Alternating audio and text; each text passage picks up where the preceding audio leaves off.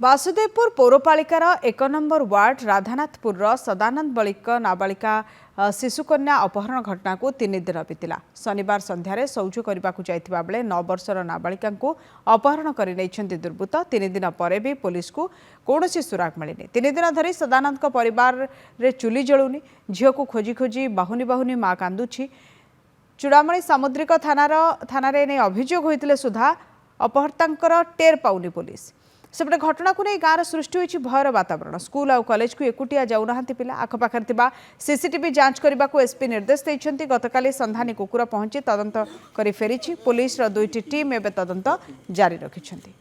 3 दिन हो गला। शनिवार राति 7टारू जाइए पिला से दिन किसी पता मिलूनी।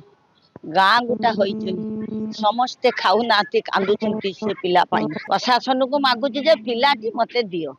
3 दिन हो गला पिलार खबर ना। आम सब चिंतित अच्छु। पिला को कई भी क्यों मुद्रा आम पाऊन जदि न पाया दोषरू आम सब अखिया आप्या अरंदा अबड़ा जे जरम पाऊँ से सेरम कर चलती।